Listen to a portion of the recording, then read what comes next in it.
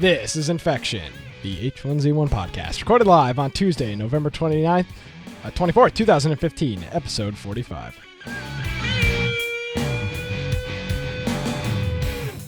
Hello, everybody, and welcome to Infection, the H1Z1 podcast. I'm your host, Nick Craig. Infection is the source for the latest information on H1Z1. We bring you the latest news, changelogs, developments, strategies, and speculation each and every week.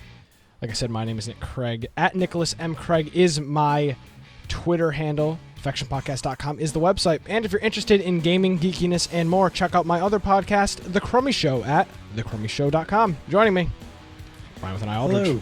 Nick, are you drunk? No. Did you like my intro? You slurred a few words. I did. It's all right. I have to refer to, it's the H1Z1 podcast. You have to, Yeah. I whisper it. It kind of threw me off. You're embarrassed. No, I don't want to enunciate the fact that it's the H1Z1 podcast. Yeah, people will get mad. The apologist. Like, oh, that thing? Where's the developments? All right. Hey, Brian, how are you? Hey, well, if you want to find me, of course, on the internet, at Boise Computer on Twitter, biteoftech.com with an I, of course. And then also just go to our website. We got infectionpodcast.com. We have ways to contact us through the contact forum. Or if you want to join our Steam group, through there, you're able to message us on Steam, see what we're playing, and you can join us in game. So, Brian, we've got this great new thing that we can offer here. First, hold on. First, we had a live stream this week. It was great. We finally, the H1Z1 channel was live again on Twitch. Yes. And here we go. This is our brand new double box, thanks to our friend Bravity Beard. Gravity Beard? Yeah, Gravity Beard. Gravity Beard. Gravity Beard, he sent this in. So thank you for that. And this is our brand new double box. And we had a stream this week, Brian. I was so excited to get the notification on my phone that H1Z1 has been live. It's been I don't know, 3 months since we've had a live stream? Well, no, they did one with, they've been doing them with these streamers. So they did one with C's last time. But like a real H1Z1 stream. Yeah. Like, we haven't had one forever. And this was no different. This was just another, I don't even know what to call these things. They're like the tryouts for the event. It's their tryouts for the, they have each of the teams. I don't know what this event's called. They didn't do a really good job with the naming. You're making me remember now. Yeah, I don't know what it is. I do know. Showdown is what they call it. Yeah. So this is what they're doing with the showdowns is they have 5 teams, I think. There's teams, yes. 1, 2, 3, 4, 5. Yeah, 5 teams, and they have them each picking out 15, I think, players that are going to be going into a competition with them. So each of these streamers or whatever, FaZe Pyre is not really, he streams, but this is more supposed to be the Reddit community that's on his team. Yeah, that's. And then you have a couple of two captain teams, and then C's, and then one other one. So what they're going to be doing is 5 teams, 75 people, and then Daybreak then picks 12. They're saying so. Land Assassin is. I don't know. That stream was not very good this week. I'm just gonna. I haven't. We didn't watch in the multi Twitch. I think that was part of the problem. No. But like we were watching one side, yeah. And I think you're supposed to watch both at the same time because we didn't get in the very beginning. They should have. So we didn't see the multi Twitch. Well, I saw the link though too, but they should have thrown in their topic or something. It wasn't. I don't know. I wasn't impressed. I haven't been impressed by any of them. So what they did was the CDN the 3rd was first. That was middle of the 12th. Yeah. Well, that was. And then Sexy Hexy and Trick 2G they did theirs on the 18th. Yep. And then FaZe Pyre did his yesterday. Yesterday or the day before? Week, no, I think it was next Sunday. Wednesday is going to be Mr. Grimm's and Ninja, and then Summit's going to be the week after that. Yeah. And what they're doing with this is Daybreak. This is the thing that's odd. They could have just done this a lot better if they had just hosted the streamers' channels, but instead they're doing us like it's like Clegg and Greg are doing a Skype call with the host, and the host is streaming. They're streaming. The host is the one casting it, like talking, like but you're not seeing his screen. You're not seeing his screen. So why didn't they just host FaZe Fire's channel and just talk to him on Skype? Like, why did they need to be in there? Yeah, they don't need. There wasn't even anybody watching. All it is them sitting there with a fake mic. Yeah, that they're not even using. First of all, this is the best. I gotta find a screenshot. They have mics. They have a headset mics with the boom in front of their mouse, and they've got a mic taking up a quarter of the frame. That's clearly not even a prop. on. It's a prop. It looks so stupid. I could not believe that. I mean, that was the worst. That was one of the worst things I've ever seen. Why don't I get my other microphones out and just have them protruding into the shot? Like, oh, this is my boom mic that hits from the ceiling that I don't use, but it's in the frame. Don't worry. It was very hard to watch. Yeah, I need to get a Razer headset so that I can just have this sitting here for fun, and then I'll just talk on this. Yeah, I've got a Razer headset around here somewhere. I don't know where it is. Like, I'll wear it next week. So what they're doing is a tournament that pits 75 awesome battle royale players against each other, and what they're doing is taking part of the money, and they take 50 cents out of every key purchase, and they're at 56,857. So how about you do the math? I'm getting a screenshot. At 50 cents a piece. So that's over $100,000 in keys. $125,000 in keys. Is that right? I still stand by that number not being true. Well, I don't know. That's what they're saying. And so that is the amount of money that they've sold just in the past week or two in keys. So, and then now they're going to be charging for BRs as well in the Green Dawn ones. Yeah, so this is a really low resolution image, but here is the image. This is Adam and Greg sitting there, and it's hard to tell because the resolution is so low on the Twitch VOD, but they both have those Sennheiser headsets on. And then they also have this blue Yeti. There's a blue Yeti sitting. A blue Yeti sitting in the middle. The professional mic of choice. For absolutely no reason. And look at how big it is. I mean, it's up to their shoulders. They picked the biggest mic they could possibly get, and it's so close to the camera. They should just imagine how if they did use that mic, like all the room noise and the tapping of the keys that would pick up, it would just be horrible. I mean, they probably tried it out a long time ago, and they realized, man, we can't even. Sorry, Brian. I'm just doing the show. Yeah. Disregard. So yeah, but it was. Why are they just not hosting these people's channels? Like, they should have just been hosting FaZeFire's channel on their Twitch. That would have been the smart thing to do. It was very confusing, and I don't know. Now here's another thing that I find odd. Why isn't FaZeFire teamed up with another person? Why are they giving these streamers that are bigger? No offense to him, bigger than him. Right. Here's the thing: FaZeFire and like Hanny and us, like we're, I'm going to use the air quotes, popular, but we're popular inside of the H1Z1 community. If you went on Twitch and said, "Oh man, you guys know the Infection podcast," I'm gonna be like, "What the hell are you talking about?" Like, who's FaZeFire? Unless you're like in the H1Z1 community, or I think he does some stuff with PlanetSide too. Unless you're in that community, you're not gonna know who he is.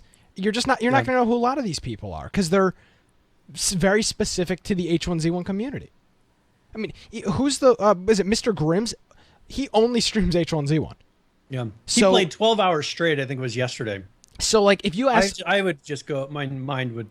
I couldn't handle it. I mean, if you asked people that didn't watch or play H1Z1 streamers who Mr. Grims is, lower chance that they know who he is than Summit. And of course, Summit's much larger than he is. But just, like, it's a tight-knit community. It was very... I don't know why... Who's sharing? Is it Sexy Hexy and somebody else that's sharing? So Sexy Hexy and Trick2G are sharing, and then Ninja and Mr. Grims are sharing. Ninja and Mr. Grims, those are two very big streamers. Now, Mr. Grims is, as you said, though, only H1Z1 for the most part. Yeah.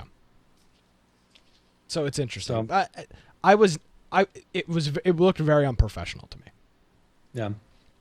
I could not handle playing any game 12 hours straight like that. No. And and stream the whole thing to where you can't get up. I mean, you can't do, you just have stuff you have to do throughout the day. 12 hours straight is sitting in front of a computer talking to people. But that's your full-time job, so I guess you'd do it. I mean, you've sat in front of your computer for probably close to 12 hours at some point when you're working for. So I mean, it's the same thing. But, well, Brian, do we want to get into news first, or we want to talk about our week first? Because let's go over the server updates because they're going to be pretty quick. Okay. I said it nicer this week.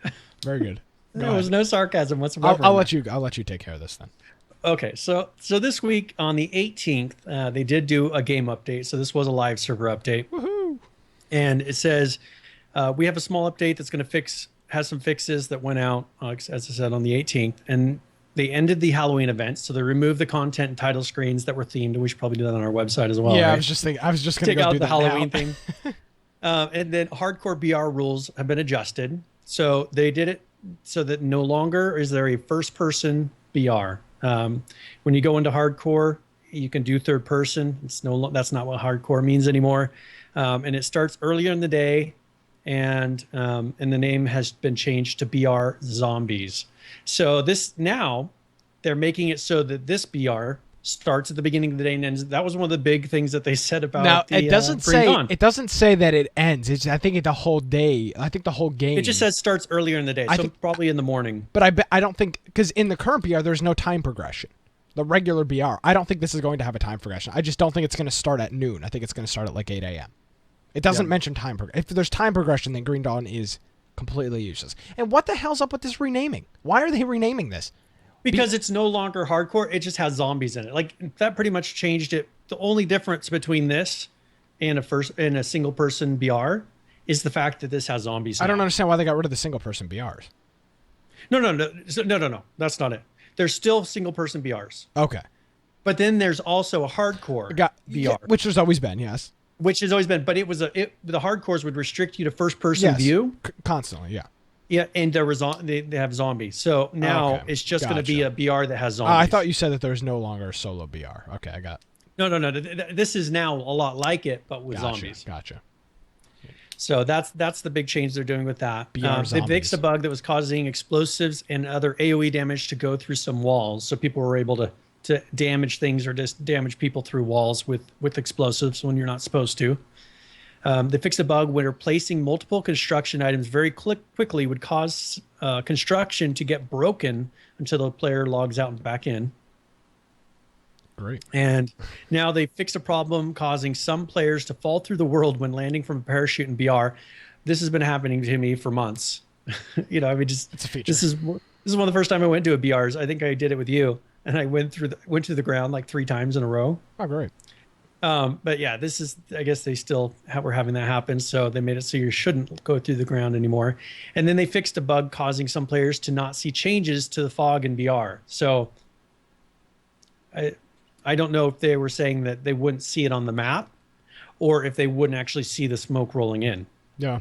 They didn't really explain that. So, but yeah, that is the 11.18 patch. And now we also had a blog post to the H1Z1 dev blog a day before this 18th patch, talking about the changes to building. Now that the title, survival month, right? Total link bait title, because you think, like, I saw this post and it said dev blog, upcoming changes to building, and I'm like, hallelujah. We got a new base building system. It's modular. Yeah, this is the big reveal. Hey, we're going modular. We're just rolling out something great for Thanksgiving. Here's a bunch of new items. You're gonna have banners. You're gonna have lights. There's gonna be electricity. It's gonna be great. It's not. It's not that it's not great, but so what they've added is a base permission system, which would have been handy before we purchased an account just to do what this did, because they didn't have the system. We purchased an account called copy of H1Z1. Yeah, we purchased a copy of H1Z1 called Infection Builder, I think is the account name. And because with the current base building system, if the person online who built the base isn't online and a door gets left open, not the doors anymore, but something needs to be repaired, or you need to change you can't do any of that stuff unless the person. We have to log in with that account. No, but I'm saying their group with them prior to this. But I'm saying that's what you had to do. Yeah, Falcon would build our base, or Joe would build our entire base. They wouldn't be on, and then we would have no way of doing anything active to the base. So we purchased an H1Z1 license that builds all of our stuff, which is a colossal pain. And then multiple people can log into that when they need to make it so they can make changes. But now there's a base permission system, so it's a little graphic this is a little confusing. We had a comment in chat saying, "All right, kind of disappointed that they've already abandoned the clan system." This is from Silent Crisis for a clan system idea for a permission system, because this is not a clan system. No, this is just all you do is type in the name of the player, and you put what do you want them to have Yeah, permissions so you can to. see the first one is repair, the second one is demolish, and the third one I believe is place from these icons. And then So yeah, there's build, there's demolish, and then there is like a construction, yeah, like it's got to be place or do place, whatever. something. And then there's a to change their name out. So a total manual system with names. So it's nothing to do with the clan system. Absolutely whatsoever. nothing at all. No. So this does nothing. I mean, because I guess they could take some of this, and but it's still, like it's this is completely not manual. Like useful in a clan system. and you have to type in the names and everything. So now this is no. But this is if someone gets a bug and has to delete and recreate their character, then they there's just yeah. So this is their system. Way long over. I try to stay positive. I really do, but then I realize this game has been out, going on almost 11 months. It's coming up on 12. Coming up on 12 months, and this is the first permission things we've seen for bases. So okay, so here now let's take a look at and I love how they say at the end of this, that's the teaming and solo BRs. Yeah. So this is where they've had a lot of people complaining, especially now that they're asking you to use tickets to be able to go into Green Dawns. Yeah. Is that when you play Green Dawn, where people feel like they're actually losing something when people cheat, they see all these people they're teaming up. It's supposed to be a single person BR. Of course. A lot of people complaining. All right, you got groups of 2 to 5 people plus that are teaming up and trying to win Green Dawn. So this is something that now what they're doing, and I brought this up last week based on a Reddit post, but they're looking at cases and banning people or suspending people. Suspending, correct. But which is a shorter amount of time. But it's still a ban. I mean, it's a ban. It's a temporary ban. Yeah, it's a temporary ban. They're temporarily banning people for teaming up in a solo BR, even though it's not in the terms of service. Yes, which we couldn't find. Yeah. And so this is something where they said expect to see some anti-teaming measures coming from us soon, just like base building permissions, just like clan systems coming soon. So first quarter next year, maybe. I have, Brian, I was just about to get into this before you brought that up. I've really tried to stay positive throughout. If you go back and watch, what are we on, 45 right now? If you went back and watched episode 25, so 30 episodes ago, this show was a much different tone. We were excited about the game. There was promise of things to change. We knew it was early alpha. We knew things were happening. There was new content every week. The dev process, for all intents and purposes, has completely stopped on H1Z1, and it is so unbelievably disheartening. We've spent the last 45 Tuesdays, Monday here or there, talking about this game, and Daybreak has completely let me down, hands down. I feel like there's a lack of vision and a lack of just a complete lack of vision, complete lack of. I feel like there's a lack of leadership. Lack of leadership, how a business runs and how a team. I mean, because I do sports and things like that, and so sports, bro. I can compare this to sports in my mind, and really understand that if you have the right coach, if you have the right leadership, not even just the coaches, but the people that are in charge of coordinating your team itself, you need to have those people that are willing to stand up and say, hey, you need to pick it up here. You need to get this together. We need to do this as a common group and strive for, and you put whatever your goal is there. I just don't see that happening with this group because everyone's so all over the place. They can't have certain people that are standing up saying, here's a vision. I want you to follow it with me, because that person wouldn't be able to handle all these people running around like chickens with their heads cut off. Yeah. Land Assassin. I know you, Brian. You guys, you dealt with IT, and so have I to a minor. There is zero lack of anything. Like, they are just so. I said it last week. They're completely bipolar. Like, they are so on board for something for a week, and then it's a total 180 to something completely different, and then it's back, and then it's just all over the place. The development process, from what I've seen, has almost completely stopped. I mean, we have covered the entire week already. for the most part. Well, okay, there's one. There's one more. other thing, but we've pretty much covered what you saw for the entire week. I mean, up until yesterday, that was the entire. There's been no week. Content posts. The on last Twitter. The last update to H1Z1 that involved content, folks, was the Halloween update, and all they did was add 2 new skins. That was the last time that we had an update, and prior to that, it was the hospital. So, whenever the hospital was put in the game, that was the last time we saw an actual update to this game. So just take that back, and just let that let that out there. There has not been an update since the hospital patch, for all intents and purposes. There really hasn't. Unless you count those 2 skins as an update, and it's just really disheartening. And they've done them, so I mean, it's back to the hospital update now. Yeah. I mean, they undid. There's no longer any Halloween content in there, so it's like it never happened. I mean, or the skins not even. You have it. You have the skins. skins. You have them. Yeah. But what I'm saying is like all the content that's in game though, other than having those skins in your inventory. The content with the quotes there, all of the content. I mean, all 3 things that they put in the Halloween game. zombies and the bats and the bat effect, animation. Yeah, great. So, I mean, those are gone now. So it's pretty much back to the last content was the hospital. Now, like I said last week, I'm going to feel really, really, really crappy if they're working on something huge and we've been just kind of beating them up for the past few weeks. But it would be really stupid of them to do this because they're killing their community. Keep silent, saying, "Hey, we want to have a big surprise for them," especially with the tone of how the Reddit community has been. And just in general, I don't think it's just play the game. It's not the Reddit community. It's the entire community of everything. I mean, go watch a live streamer play H1Z1. I mean, they hate it. Go look at your own numbers. People don't like playing your game. It's so simple. I'm really hoping they do have something that they are just waiting. And it's like maybe I can't imagine it's the base system, the fact that they just made base permissions, but something big. Like maybe the map is almost done.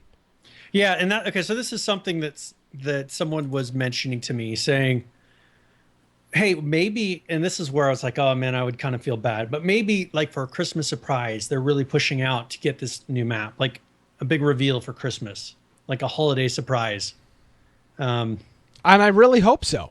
But man, a whole month from today of nothing until then, so they can do this big surprise, it's going to do nothing but just drive more and more people away.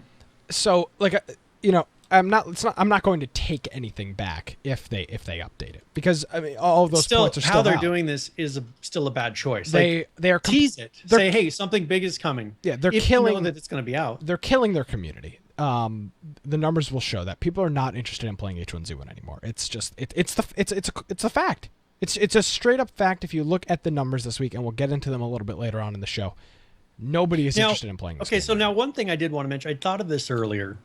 If you look at, like, for instance, how CDN the Third runs his community, I mean, you got to think this is kind of his full-time job. It is. He doesn't have anything else to, I mean, streaming and doing this kind of stuff and kind of getting his community behind him, so they pay his paychecks. Yeah, exactly. YouTube and streaming is his full-time job. This is his full-time job. So for him, he can sit there and micromanage the whole server, get everybody doing all these crazy things and creating that fun constantly, right? Who else, other than some of these professional streamers, are going to have time to do that? Like, you could give FaceFire, he has his server, but he's not going to be sitting there constantly doing the same things that CDN the Third is doing. He has a job to do. Yeah. He's not a full-time streamer.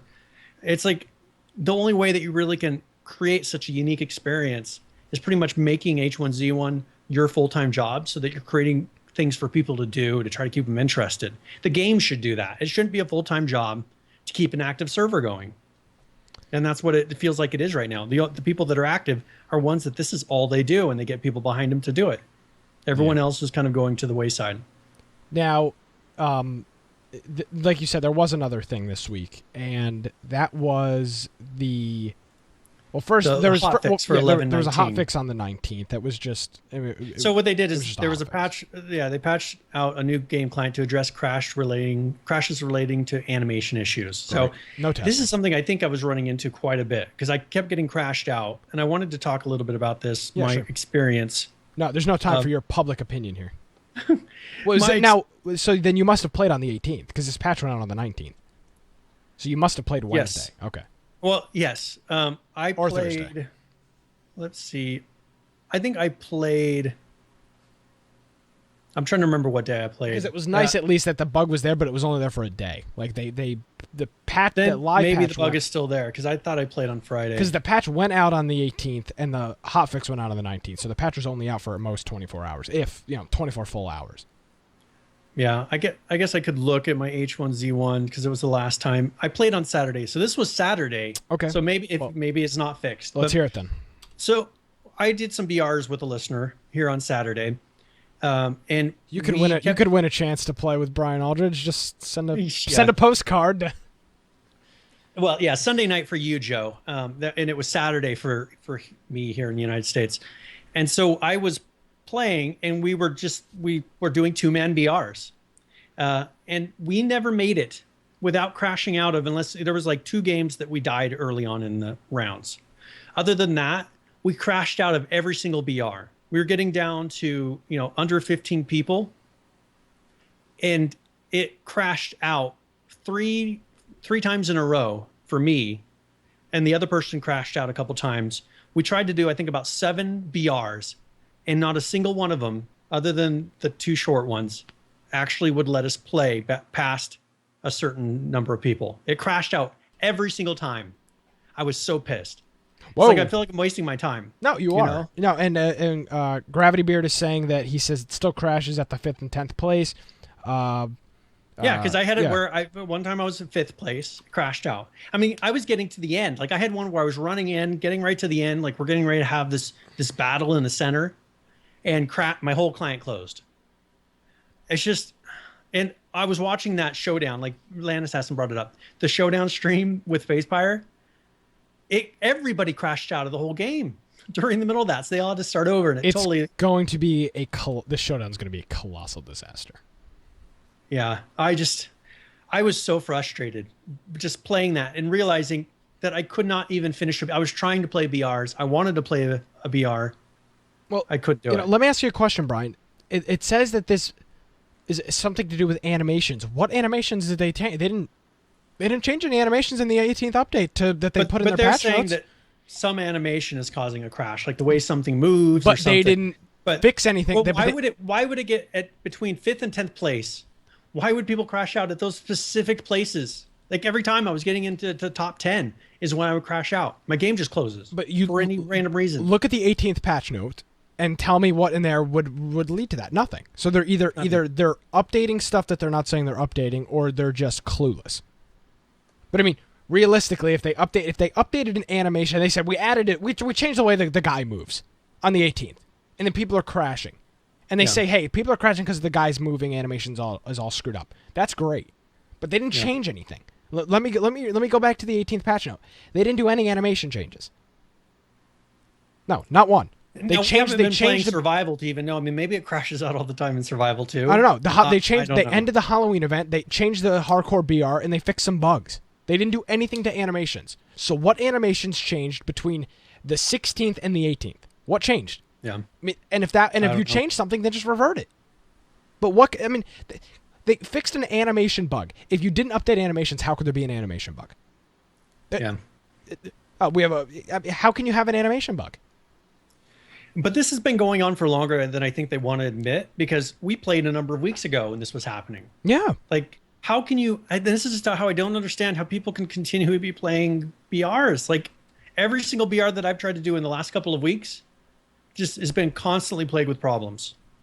Like this is what everybody's playing now supposedly, and you can't make it past 10th place. I mean, maybe the majority of the people, of course, they're all going to be, there's hundreds of people that join a BR. Only 10 of them would notice this. I don't know. I'm not sure. Usually, I always get in the top 10. And it's like every time I'm kind of getting that stride, getting down to the end, and I get kicked out. Every time I'm getting to the end, I get kicked out. It's so annoying to me. It's made me be like, this is the one part that we were playing, and you can't even do it. That's a game breaking bug. If you say, oh, that is a game breaking bug. When the game becomes unstable, that is a game breaking bug. Yeah. So they did the hot fix. And then, drum roll, please, Brian. We've got it. Everybody's been waiting for it. We're gonna have a server wipe tomorrow. Yeah. Woohoo! And okay, what reason do they have a server wipe? What's your guess? Like, do you have an opinion of why in the world they would do a Yes. server wipe? Bet you people are complaining because there's a bunch of structures in the game that nobody's using because nobody's playing. And Okay. second, this is what they're going to use to hype people back up to play H1Z1. But the thing is like I don't even have I don't not- even really want to log in and I'm create a not going character. to. I will not be creating a character. Oh, yeah, and just- Brian, let's hypothetically say you worked in you did PR. Hypothetically. Yeah. Public relations. Would you or just worked for a game development company, would you schedule a wipe the day before the Thanksgiving holiday in the United States where people go away? Would that be a prime time for you to be doing an update? A holiday weekend is not a good time to be doing an update. Yeah, Just I mean saying. that's the thing is a lot Just of people saying. will be home and possibly playing first of all. But a right? lot of people also will be not home. But and also playing. your employees are going to be gone. So if there's a big problem that like a huge problem comes out, they're not going to have the people on staff to fix it at the time. Yeah, or they're gonna call somebody in on their Thanksgiving dinner and say, hey, there's a bug in the game. But this is not a good. Like, why don't they just wait till Monday? Patch it on Monday. I mean, I'm gonna be home. I'm gonna be home for Thanksgiving. But I know a lot of people that aren't home for Thanksgiving. Their family lives out of state. They go out of state. Yeah. I mean, that's a common thing. I'm not creating a character for this server wipe. There is no reason for them to be wiping the doing a server server. wipe now tells me that they're not doing any big changes to The map. clans, survival. Because if they made any major changes to survival, they would require a server wipe. And they won't do. Why would they do a server wipe today with no content added and then turn around in a week, supposedly at the end, with a couple days, it's going to the end of their survival November, and turn around and add content that would have required a wipe anyways. Yeah. So that just tells me that they're not adding any new content for the next couple of weeks because they would say, hey, let's hold off on that wipe till we add this content if it was in a couple weeks away. I'm on this thread for this server wipe, and this guy links to a comment that Greg is Legion CM, right? Yeah. Greg wrote a comment 3 months ago and said this guy was complaining, and he said, I appreciate your honesty. Having already seen the progress on these things, I'm certain we will be able to deliver. Let's talk again on 11:30. I have strong feelings that things will be quite different by then. We're 6 days away from 11:30, and there's not a... And this is coming into a holiday that nothing else is going to be changing. No, nothing. I mean... Thanksgiving, you pretty much count out that whole week as far as anything productive being done in a company. Well, most people take off because they're going on trips. Tomorrow, if they're working tomorrow, people will go home early. Everybody closes at like 2:00 on Thanksgiving. That's like a thing, 2 or 3 o'clock. So they won't have a full work day tomorrow. They're not going to be working on Thursday, and maybe they're going to be working on Friday, possibly. Yeah. But even if they work on Friday, it's going to be 1 day of work and then a 2-day weekend. Yeah. So. And that puts us at the 30th. The 30th is Monday. So unless they do something Wednesday or Friday, it's not getting done. Yeah, and that is the frustrating thing is just with the behavior that we're seeing from them, the stuff that they promise is definitely not happening. What did he see? I mean, his exact words were, having already seen the progress on these things. What did he see progress on? I mean, what was scheduled for this? That something went either completely haywire, or they had nothing planned and he was just blowing smoke. But I mean, having already seen the progress on these things, I'm quite certain that we will be able to deliver. On what? What are we delivering on? I'm gonna feel like a real ass if they come out and drop a bombshell and it's something amazing.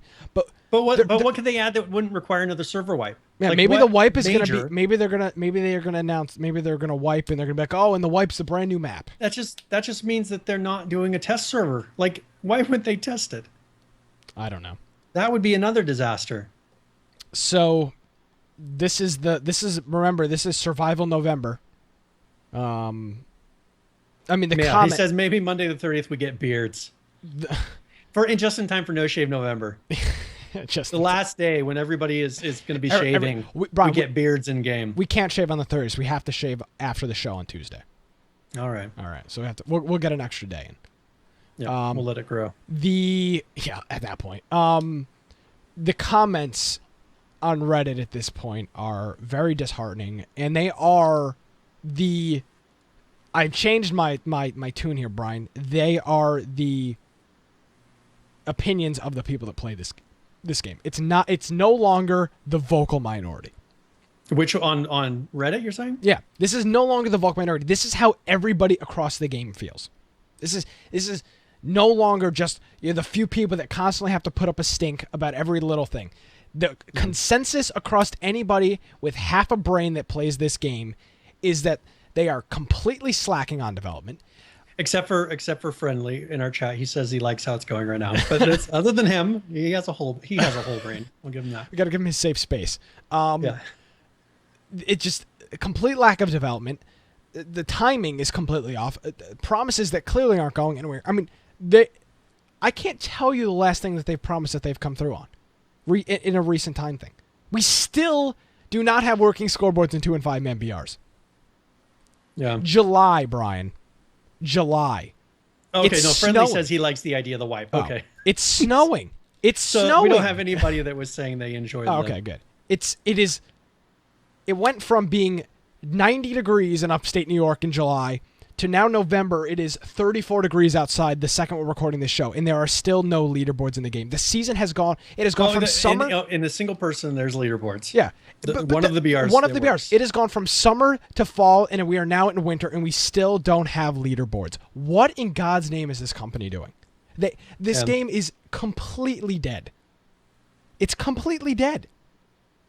Who can honestly enjoy playing this game at this point? Anybody that says they're enjoying playing this game are people that didn't play it for the last 6 months and came back and said, wow, this is great. Look at all these new things. There is no possible way you could have been playing this game throughout the last 11 months consistently and still be content with what's going on right now. You are completely delusional. Yeah. You are an apologist if that's your thing. You can't be. I mean, an alpha game is supposed to have new content. That's the whole point. It's alpha, right? You're constantly working on things. You're constantly developing things. There's no development going on. No. That we can see. No development. And well, that's the thing is, and this has been my thing that I said it last week. If you're going to make promises like they've been doing constantly, is making promises of, oh, you're going to be sorry when you see what we're releasing on it by the 30th. I'll show you. These kind of comments. Don't make promises, constant promises of, hey, we're going to be releasing stuff. You're going to be seeing this. You're going to be seeing this.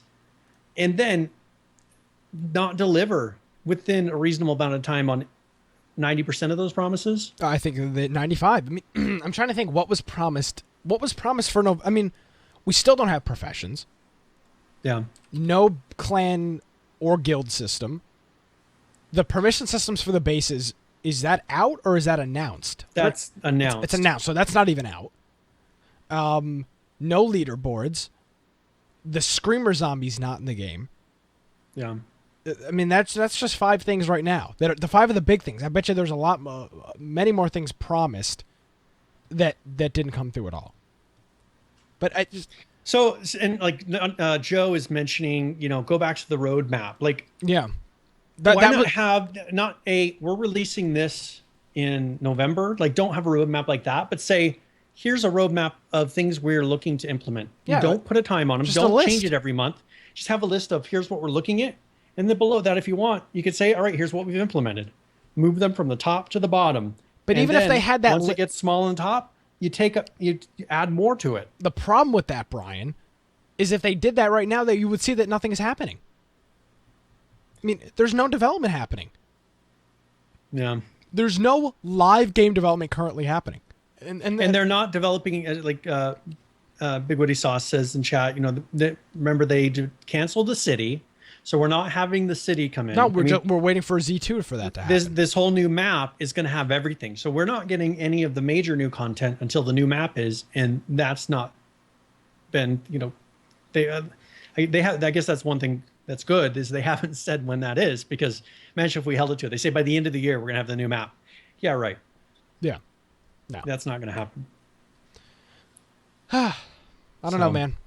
The comments on Reddit right now are just I mean, of course there's some people in here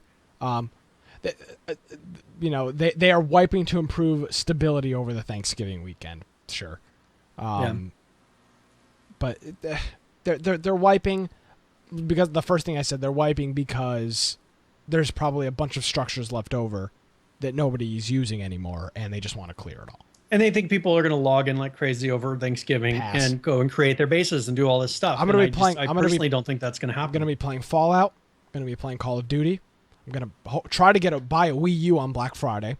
So I'm going to try to play some Super Smash or something like that. H1Z1 is not on the top list of my games to be playing. You could play Battlefront. You could play Call of Duty.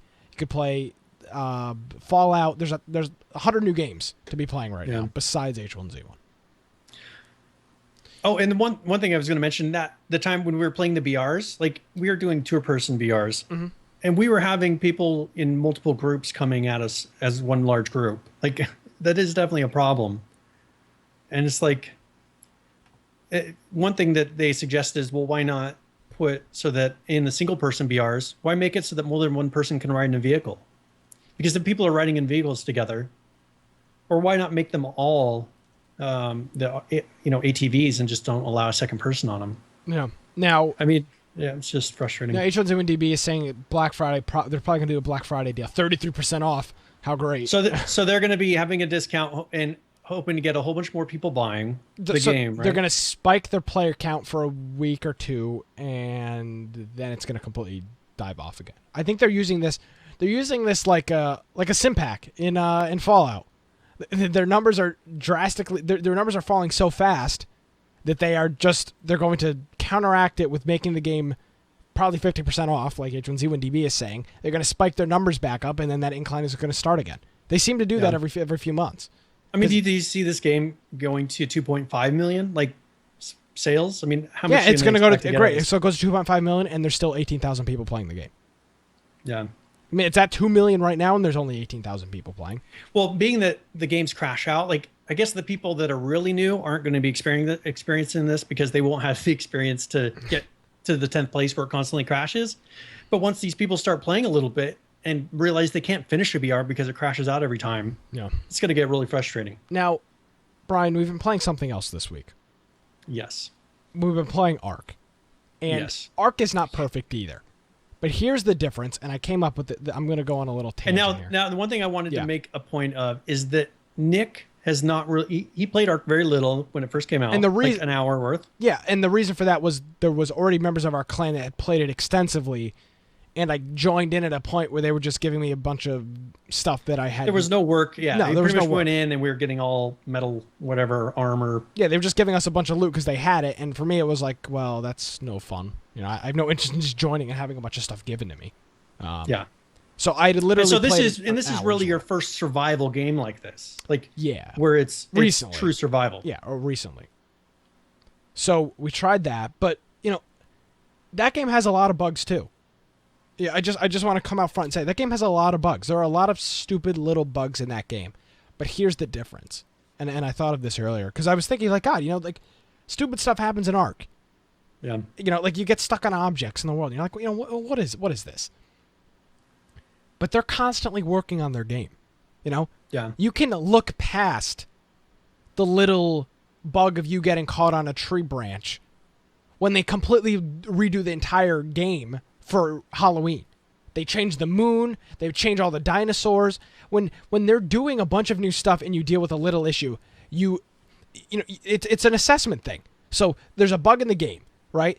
But that's weighted off because they're adding all this new content in H1Z1. And this is, I think, the biggest problem. There's bugs in the game, but because they're not doing a damn thing in terms of development, that's the only thing people have to harp on because there's nothing else to talk about. In Ark, there's a bug. I mean, I call it a bug if you want. You get stuck on tree branches when you're riding the dinosaurs. That's a thing. But because they're constantly doing new stuff, you look over it and you go, well, yeah, that kind of sucks, but look at all this cool stuff. They're adding a new dinosaur. They're adding a new this. They're adding a new that. When H1Z1, no development, all bugs, and you're like, what the hell's going on here? That's what I have taken away from playing Ark. I've got something like 10 or 11 hours in the game now. But that's what I've taken away. Because of the constant development, you overlook the little things. But in H1Z1, there's nothing to overlook the little things because the little things are the only thing that exist. So that's my little tangent there. Now, one thing I wanted wanted to point out, like a lot of people would say, and I think you've said this, I've thought it, maybe said it, that a lot of the negativity that was around this game early on was because they were on Reddit, right? Yeah. And so I went and looked at the ARC Reddit just so I could see a comparison of what people were like in that Reddit. And is that's it constant bashing the developers? Yeah, and that's reddit.com/r play arc. It's not just arc, it's play arc. So if anybody wants to check that out. So yeah, so /play arc. And if you go in there, there's not, and you were saying, well, maybe the moderators are super I did think restrictive. Yeah, that could be a possibility. There is almost no negativity on it, and now, but the thing in the rules, like it says be nice as their first rule. But that's most subreddits say be nice. So that's one thing where I was thinking, maybe that is possible that they're saying I don't want to have anything negative in here, but you don't see the, where's the content? Why is everything? I mean, if you go on the H1Z1, so I'm gonna read. Let's do that. I did this last week. If I go on hot on H1Z1 right now, it's please can we have a way of changing our skins permanently? The wipe tomorrow will fix this, right? That's sarcastic. Why can't Zed simply be more powerful? Question mark. Why not focus on survival? Keep aiming for the feet. Shotgun is so inconsistent. Can Daybreak stop ignoring one of the biggest problems with the game? So really, how much is this going to cost? I'll be back when they work on survival. I mean, those are just some of the top posts right now on the H1Z1 subreddit. Yeah. And then if you go look at the one for ARC, it's just suggestions and pictures and screenshots. Here's a suggestion, their patch notes. Yeah. Who wants to play? Does someone want to team up, play? Do you want to come join our server? Just, it's all normal stuff. Like, it's all positive things. People asking questions, making suggestions, but none of this just constant toxic environment. So it's not Reddit that is the problem. Yeah. But because this company is doing it on Reddit and there's not the negativity. One thing that I noticed also on Reddit is if you look at the top posts, it's not so bad now. Like, they have one that has 53 upvotes for who misses the big damn patch. Oh yeah. But the top post last night when I was looking, and if you scroll down a few, like the top posts have 5. Yeah. A bunch of them are neutral. Like, they have no upvotes. Any developer post will have 0 posts. And so do our posts to get the same way. I don't know why. I think it's certain people that just did, will click downvote every time. But like, we post the show, it never finishes positive. Yeah. So this is, there's not a lot of people posting video of playing. Like, there's a post here and there of content of them playing. Or, hey, people have really cut back on even giving suggestions. Like, here's a concept I made, of lights, because they don't listen to those things. They don't actually implement any of those things, even though they say, hey, we're really looking at this, like the lights. Someone suggested that, the generators, whatever it is. People don't. It doesn't go anywhere. So I think people have kind of given up on making concepts for them, saying, hey, you should try this. Now, Gadlaw, for whatever reason, he's saying that how can I overlook the glitches in ARC because they're doing new things, because they're adding things to the game.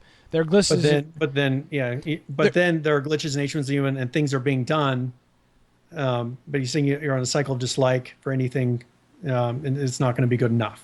Yeah. That's what he's taking away. The problem is they've given the community this false pretense of we're constantly going to be doing all these new things, and they haven't delivered. Big Wood Sauce. Daybreak Game Company fixes nothing. That's the truth. I mean, it's the truth. I can overlook an issue when I can see other things are being done in the game. Like, do I like getting caught on the trees in Ark? No. And is it a pain in the ass? Yes. But when I say, oh, look at this new dinosaur they're adding, I can say, all right, well, this, they're probably working on that. But look at, there's this other cool thing. It just distracts me. I'm not saying it's not an issue, but it's a distraction. But one thing he's saying, too, is that, this game is new. Ark is new to you, where H1Z1 isn't. So you're kind of over the newness. But that I look at, once we get to the numbers segment, we'll compare numbers of H1Z1 to Ark, and we'll see these long-term players, because Ark has maintained the player base. Yeah, but they've retained that And player they have base. the same number of sales, the same number of copies have been sold of Ark and And H1Z1. That game has had that tree bug since the beginning. That's always been an issue, and people are still playing. One thing is, like, we're on a dinosaur that doesn't jump, though. Like, if you have a jumping dinosaur, you're able to get out of it easier. I get that, but like, they're a little like we got like getting caught in that rock earlier, like right before the show, right? The one who I don't remember. I think it was Green Man. Green Man Cartoons was playing with us. Got caught in like a little rock area, and like we had to get him out. Yeah, and that's more of a landscape. But if that was H1Z1, I agree I would be throwing a hissy fit. But that's because they're not currently doing anything to develop the game. There's nowhere anything. in H1Z1 really that there's a sudden drop in landscape. All the landscape is fairly flat. No, but it's just the whole point. Like, I just looked at what's happening in Ark next week. They're introducing a whole new type of dinosaur. It's that it's like the mammoth thing. The woolly mammoth or something like that. It's a rhinoceros, a woolly rhinoceros. Yeah, woolly rhinoceros. They're introducing brand new stuff. Okay, well, here, take a look at this. Like, so you could bring that page up, and it's the upcoming dinosaurs for Ark. Now, they don't say this dinosaur is going to be this week, this dinosaur is going to be this week. They just put out, like I've been suggesting, here's things to look forward to in the future. Yeah. There's no specific date on here, but they're ones that we have that we're developing that will be released. And if you look at the very bottom, there's the woolly rhino. That's one of them. That's going to be in the next patch. But they constantly are having things added to it. Like these come out on a regular basis. Yeah. When you look at their changelog, if you go to their changelog, that next link, you will see that this is their changelog for Ark. And they do these every week. They do one about once a week. Yeah. They put in here on the 25th, so that's tomorrow, there's a new creature. They have a new structure. They have the Ark Turkey Trial, which is a limited time event, which is their Thanksgiving event. So they're actually putting one out. They are massively improving game loading and streaming times. That's a huge reducing issue. Hitches by using seek-free packages, also a garbage collector improvement to reduce game stalls and hitches. So that, they're improving the performance, and then they're getting about a 15% client-side CPU optimization. So they're adding multi-threaded animation, optimized client movement code path. So, and then this is just their upcoming one. They're going to have more notes after that. But look how detailed those notes are too. Yeah, there are a lot of things. Like for example, when the server saves, there's a huge lag spike. And that happens like every half an hour or probably every half an hour. That sucks. Yeah. But I overlook it because there's a modular base building system. There's new creatures being added. You can ride dinosaurs. They're doing all of these cool things. You can overlook issues. The problem is it came out day one with the base building system with permissions. It's a modular system for base building. Like, if you really compared side by side what the environment looks like, what you can do as far as the survival aspect of it, it's a night and day difference. Yeah. I want to talk also, I played their equivalent to a BR on Ark today. I didn't hear about your experience in that. So yeah, and I didn't tell you about it. I just told you I was going into it. And that it's pretty much just like Hunger Games, that movie? Right? Hunger Games. Yeah. It's just like that. The whole experience, like you start in a circle, you can run to the middle, try to get stuff, and then you go out and you start leveling up. Like you level at a very fast rate, so you can start building things, and the last man standing wins. And there's events like you'll have acid rain and all these different things. It's pretty amazing. This is just a mod. Yeah, like it's a mod. It's not even from them, isn't it? It's a mod. I'm not sure, but what they did to get people involved and how they got their community involved is they said, all right, we're going to have a competition to where we give out money prizes, and we want everybody to submit their player-made mods. And then we're going to take the top 10 or whatever, and we're going to have a competition, and we're going to give out rewards for the top ones. And they got people creating really amazing content for their game. Yeah, and this is a common... And this is all community-driven. And that's a common practice in the technology realm. like, like Intel will do like a hack a day, and Google does like their hack a day where like they have a bunch of people come in and they do all that. That's really common. And when you have a big community, it's great to utilize that. And that comes down to... And that's what we've been saying. What they need to open it up so that the community can submit skins. Well, skins, yes, but like in terms of... But as far as content, that's not going to happen. There's no mod system. Like I can't believe there's still no skin system. Like that's such an...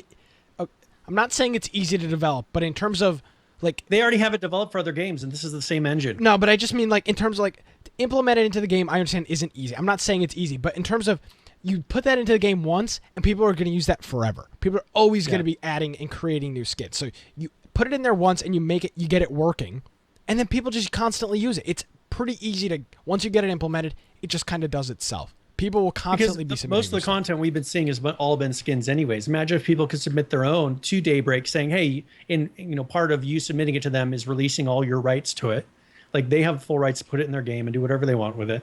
But it's creating a ton of work that right now everybody feels that that's the majority of where the time is going. It would take that out. Just you can hire on more developers at that point to work on the actual game, to work on the new game engine, rather than so many people working on graphics. I just wish there was something to look forward to. Like at this point, I honestly don't know. I don't know what to look forward to. Is there anything? Well, I mean, they said to look forward to November 30th. I know, but that's the problem. I don't know what else they're planning on doing other than the new map. I have no idea when the new engine's going to come out. Changed base building. Like I want a total base building redo. And like, they said they were when they did that first big. But we haven't heard any word about it since. I know, but like I don't know what to look forward to. Like that's the thing that they haven't announced. Like, do I look forward to the map, which probably won't come out till middle of 2016? Which I'm not saying that's bad. I mean, it takes a while to develop a new map. But like, yeah, the new permissions after Thanksgiving. Well, what are we supposed to do between now and then? Like, should people stop playing survival? I mean, is that what they're thinking? Is like just people would have to start playing survival to stop. Nobody is playing survival. Go on survival servers. They're not even hitting high anymore. But if they're not going to be really doing any changes to survival between now and then, why not just say it? Say, we're going to be re-releasing survival. Just take survival offline and say we're going to be re-releasing survival with the new map. Yeah, I don't know. I don't know what. Because they're just going to keep on, their player base is going to continually keep dwindling because people are going to keep getting bored of survival. Yeah. No, hands down. I really try. And I've really tried to be positive. I really have. I started off... Okay, so now, OC Diary is saying, like, with Arc, you can have your own server. You can run your own servers. Yeah, but that's... I don't care He says, I don't understand why only the big streamers can have their own servers. It's a resource issue. I mean, that's what it comes down to. But, they're hosting... Because it's their own engine, they need to host the servers internally. They need to do all the updates internally. That's do you think that we can talk about what we haven't talked about? Yes. I'm done with this secrecy stuff. You know what? We're promised. Let me get you. Hold on a second. Let me stall for a second. Let me get some dates to back this up with facts. Let's see. Back on the. I'm looking like an idiot right now. Here it is. This was on 6/4. So 6 is what? June. June 4th. Somewhere around June 4th.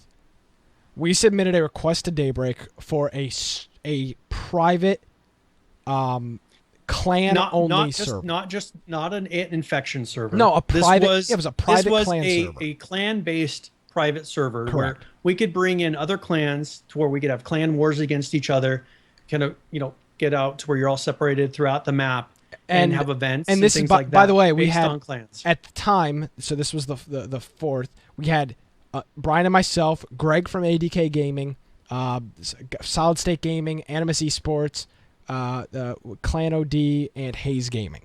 So and AOD, Hayes Gaming, and there were a few more that we had a few more clans, and they were all signed on, and we were promised that we would get a server that all these clans could start, and then we could start bringing in smaller clans to fill up the server, and we could have an environment where clans could go against each other clans, but not have the hackers that are constantly griefing. Because at the time, hackers were the biggest issue. They were just obliterating clans. By the way, we all collaborated on this email, so it wasn't like Brian and I were like, "Hey, would you guys be interested?" We wrote the email, and then I think the guys from ADK rewrote it. They were like, "Hey, no, Animus Esports. Animus Esports completely rewrote it."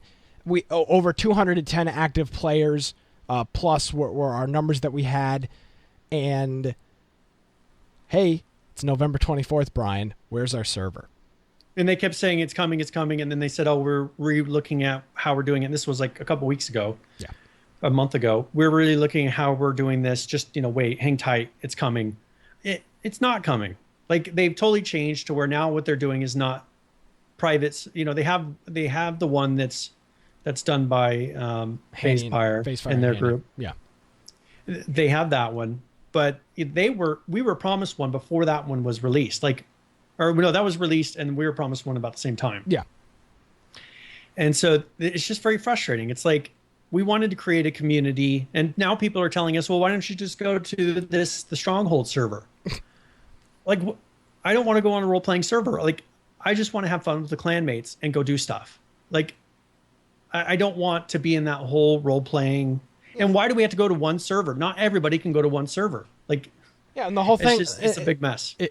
It's just what I didn't want to bring that up, but at this point, who cares? I mean, we're not even going to be doing. It's even going to happen. Yeah, come next year, we're not even going to be doing an H1Z1 podcast. Realistically, it's just absolutely ridiculous. It's just the sheer lack of, I don't even know what to call it anymore. It's just constantly, and every time we were like, we got to check in, we would get an email. I don't even look at the email anymore to see if it's coming in, because it's not. It would be like, we got to check in with Bob. Bob's the one you got to talk to with the private servers. We email Bob. Bob goes, "Oh no, talk to Steve. Steve's the one you got to talk about with the servers." And Steve says, "No, you got to talk to Bob." It's just the fake names, but those are they just go back and forth, and we never got an answer. We were promised it. Originally, we were promised it. Then we were told, "Hold on, we're working on a new system." Then it was promised again, and we still don't have it. And we're not going to get it at this point. And I don't care if we get one, because we don't play the game. And nobody in our group plays the game. And nobody in the other groups plays the game. There's one or two of those big clans left playing. Yeah, that are still active in the H1Z1 community. Yeah, they've all left. And the clans were the only thing that was going to make this game successful long term. And they completely screwed the clans by not having a clan system, not having a base permission system, and not having a guild system. We were hoping to show what the servers could be with this. Yeah. This was going to be a model. We were wanting to create where we could just have a community of clans and show what the environment could be, and stuff that you could live stream without getting stream sniped, and just show. We can't even show it. Like we hit the point where we couldn't even show it. Yeah, we couldn't stream. We couldn't stream. It was impossible. Because every time we'd stream, we'd have some loser coming up here and just hacking and just killing our entire clan. So anyways, that's something that we've had going on in the background that we just haven't talked about. And it's been going on since June. Like, we've been discussing this, and it's been very frustrating to deal with them and seeing how no one will take responsibility for anything. Over there, it's like, talk to this guy. Have one person talk to me and give me an honest answer. Quit pushing it off. If we're not going to get it, just say, "Sorry, we've changed our minds. We're not going that direction." Yeah, and honestly, if anybody from Daybreak is listening, I don't want it anymore. Like, I don't play. Nobody. I don't play. Nobody plays the game. Who cares? I mean, it doesn't matter at this point. It would be so much work to get a clan back to where they used to be before really started going downhill. I mean, half the people. Brian and I were talking the other night privately, and we were just throwing around names, and we're like, "Oh man, yeah, that guy was awesome. What's he up to?" Members of our clan that have just, because they all left around that same time, because we were constantly getting bombarded by hackers every time we tried playing. Because that was the big thing in June, was dealing with the hackers. Yeah. And by the way, Brian, the reason we were told is because they were releasing admin tools. That was their thing. Yeah. And H1Z1DB is saying, because he also, I think, has something to do with the Stronghold, he's saying those tools still aren't on there. So, there you go. Yeah. So we tried keeping that. I mean, we had a great idea. We had a great name. We had a great plan. They added the name to the code. Yeah, if you go look, there was a release note that they put out a long time ago, and it was what was the name again? Dysfunctional Union. If you go look at one of the notes where it's in the unofficial ones that Face Pirate put out, and he put Dysfunctional Union ? That was our server name that they were supposed to be releasing to us. Yep. And we still don't have it. And we're not going to get it at this point because we don't want it. There's just it would be, I wouldn't ask for it now knowing that nobody would play. Yeah. That would just be stupid. So yeah, there you go. I knew that was going to come out. I was going to bring that up last week and I was like, no, it's fine. But there you go. So that's the reality, folks. Yeah. So that's I guess that's that. That is the and that's we have avoided bringing that up, but that's something that I just figured. Now, what's the difference? Doesn't matter. It's old news by now, but yeah, we haven't talked about it. So I should have played the breaking news sound effect. Yeah, breaking news. So you said you're not going to be creating a character once this wipe happens? I don't see, unless like Joe asked me, oh, would you please come on and look at the base? I did something cool. I probably I'll create one for that, but I'm not going to create one to play. I might make one just to register my name on what I don't even know what server we play on anymore, to be honest with you. So Gangrene, but I don't know where it will be after. So we'll just have to see with that. Yeah, Joe will still. Joe's going to still make a base. Joe is dedicated. But we'll see how dedicated he is after he plays Ark and sees the base building system. So Ark, yeah, you want to give your... I don't feel comfortable talking about Ark. I don't have as much experience. I played, but you were doing more of the stuff with it. So you want to go over Ark really quick? Okay, so first of all, when you look at the changes and the upcoming things of how they do this, for instance, they said a little further out, like November, they're looking at doing ghillie suits, more creatures, gear, armor, weapon structures, snow, swamp, and tech caves, boss arenas. So they're going to have like some sort of a boss wars, aquatic and amphibious mating life cycles, so you can breed your dinosaurs that are amphibious. They're adding DirectX 12, in the near future to give you about 20% performance increase. There's a whole list of things. And then if you look at their actual patches, full of stuff, yeah. They're just constant fixes. Mm-hmm. So that's something that I just look at it, and they've been adding things for like tribe logs. They've been adding things to encourage tribes, which is equivalent of clans. It's just there's a bunch of stuff to do, and so I kind of wanted just to go over. Let's compare the numbers, and I don't know if you want to compare those right now for the H1Z1 numbers. Do we want to go into the current numbers for H1Z1 today? Give me 1 second here. Almost done with the graphic. Okay. But this is, and the reason I kept saying at the beginning of the show, nobody's playing this game, I wasn't just exaggerating. Like, oh, look at you, you're so negative. How can anybody? Literally, at this point, there's nobody playing the game. We are almost in. There's almost less than 10,000 people playing the game currently, which is back to, I don't remember when it was, but there was at one point there was nobody playing the game. Like 8,000 was like their daily peak. So it went down to... I don't remember when that was, though. This was like May. And then at the mid part of June. And that was right... You hit really low numbers. And and that's when they started... That's because the hacking was a really big issue then. And I think people got really frustrated with that. But now that that stuff's all fixed, you would think everything's fine and dandy. But unfortunately, it's not. So here are the current players of the game. Currently playing 10,980 people, so sub 11,000 people playing. I cannot remember the last time it was that low. I mean, we did the show the same time every week.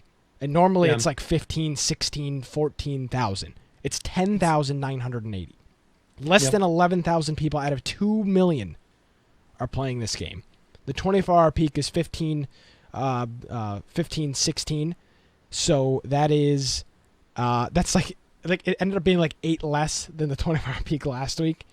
Yeah. And the 7-day peak is really low, 18,688. That was the 24-hour peaks like a month and a half ago. So our 7-day peaks are less than 20,000. So this shows a game in disarray. And this is a really bad state of a game right now. Okay, so I wanted to compare this because, I mean, the numbers are just are going downhill, and we'll see after this wipe if it changes whatsoever. But if most people are doing VRs, it's not going to make too much of a difference overall. Yeah. Let's compare this to the ARC numbers. Okay. If you look at ARC right now, there's 27,691 playing right now. It had a 24-hour peak of 39,719, which is Mondays generally. Tuesdays are slower. Sunday, Mondays are the peak times. An all-time peak of 84,961. And if you look at H1Z1's peak, what was that? 40-something thousand. Yeah, 40,000 has been their all-time peak. 4335 is their all-time peak. Yeah, and that's just right above where this one's 24-hour peak was, and that's not. Like, this is not a high day for them. Yeah, the Sunday was 50,933 was their peak on Sunday. Yeah. They had one where they offered a free weekend for it where it was at 84,960. So, I mean, they've had a lot of people. This one has actually sold, ARC has sold more copies than H1Z1 Not by much, though. By a little bit. It's just over 2 million. Yeah, H1Z1 is just under 2 million. This one's just over 2 million. But if you look, like, there is, with any game like this, there's going to be somewhat of a downturn of people that bought the game, a little less people play it. Some big features released, the numbers will go up. There's a cycle to these, but there hasn't been the constant drop that we've been seeing with H1Z1. And if you look at the numbers, like through the week, you could go to the 1 month view, like it's pretty consistent. Sundays it jumps up a lot, weekends it jumps up a lot, and it goes down a little bit. But yeah, I don't know, just the numbers of people, there's a lot more consistency to this, and this is what the numbers should be like in H1Z1. Yeah, realistically, they should be very similar to this, because these have been out at similar times. The biggest problem. This is it, Brian. I've got it all figured out. When people bought ARC, it was already somewhat of a finished product. It wasn't done, but there were a lot of really cool features in there initially. Like, the base building day one was better than H1Z1 has right now. Yeah. So the biggest problem with H1Z1, and I'm not. This is not speculation. I'm speaking 100% from personal experience, talking to my real life friends that I told, hey, you guys, because at the beginning of the show, I was like, you guys got to get H1Z1. Like, this game is freaking amazing. Like, they're planning all this stuff. I told these people to buy this game, 10 months ago. There was such a lack of content day one, and not a lack of content. There was just such a lack of, like, the base building wasn't good day one. The zombies really weren't great day one. And I understand at that point, it was literally a very, very early alpha game. But so many people were turned off day one, they haven't even launched the game since then. And you can see that in the numbers. I mean, when you look at H1Z1's numbers, there was that first week of having the 40, like day one was the peak ever. The first day was day one was a disaster. The servers didn't work. Day one was really bad. I mean, we talked on day one. But that's the most players they've ever had was that one day. Yeah. I still see one of my friends. He's off to school every once in a while. And whenever I see him, like, I'll see him out and it'll be like, hey, you made me buy H1Z1. Like, that's just like the ongoing joke. Cause like, he knows I still do the show and he's like, yeah, he's like, thanks for making me waste my money on H1Z1. He played it probably twice. Yeah. And it was just, I've said it 1,000 times. They need to introduce something that will get those people back. They need to get those people back. Not us, those people. The 2 million that own the game that were But that's going to be where you come out with a new engine to where they start seeing video and screenshots and things that are just so drastically different than what it is now to where they're drawn back in. Honestly, you could have dropped H1Z1 8 months ago and came back today and some stuff would be different, but not a whole lot. Like, it's a lot of the same game. It's a lot of the same, very similar. Like the watchtowers for the bases and the extensions and the ramps. The cars they haven't added a single new car except for the ATV, and the ATV's not a car, but the cars are all the same. Still the same animals. There's a They female. changed the backpacks. The backpacks look different. The backpacks look different. The zombies are the regular male zombies are pretty much the same. They've added a female zombie. I mean, that's realistically what's happened in the past 8 months. So here's where I want to compare a little bit of some of the patches for similar games, because there's a lot of survival games out there that are doing some similar things. So like Miscreated. Okay. I mean, if you look, they put out a patch today on Miscreated, patch number 28. What is Miscreated? Miscreated is a zombie survival game, very similar. Okay. If you look at the landscape, it's got the clutter, it's got the stuff that makes it feel like you're actually in the environment. Cool. But it is very similar. They have a base building system. They have all these things are there. Is this game on Steam? Yes. And so this is Miscreated. And I just wanted to show you, like, in this one patch, they added they added a lot of things. I mean, new emotes. They added a new neighborhood. They added AI added to underground bunkers. Remember when how they told me they can't have underground bunkers? Oh yeah. In H1Z1. Yeah, the landscape. I was like, this is an excellent way to fix your bases. Yeah, make it so that you can have real bases. Yeah, they said landscapes won't do it or whatever. Yeah, it comes down to the engine once again, which I'm tired of harping on the fact that the engine is a lot of their limitations. It's all their limitations. So Miscreated is running on the Cry engine. So it's it's the same. It's the Crytek engine. So all the Crytek games that engine. Yep. So they went through and they just have they're adding things. Like when they put out a server patch, it's not, oh, we fixed a crashing bug, we fixed this. It's like they're adding a bunch of new, like they added pipe bombs, headbands, military style metal and plastic canteens, eye patches, like the things that we see over 6 months, they're adding in one patch. Yeah. Yeah, exactly. So this is just one. So this is Miscreated. I just wanted to kind of go through some of these. Now, this is interesting, and I think I said this a while ago, and Musty just, said it, and it re-sparked it. He said they're going to have to do exactly what Rust did. If you remember, Rust came out and was pretty much a disaster. People played it, but they did a complete re-release of the game. So, like, they had, like, version 1, and then they wiped that, and now it's version 2. So I feel like that should be happening with... Okay, so now that we talked about Rust... Yeah. So here's Rust's changelog. Take a look at Rust.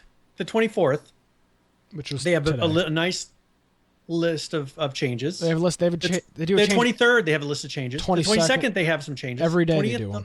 Yeah. Every single day, Rust is putting out new things. Every day, they're putting out new things. Yeah. Every single day. And they actually give you a list of what they changed. Yeah. You don't see that in H1Z1. Like, it's so much work to get one thing out. And once again, for me, I have a feeling it comes down to the engine.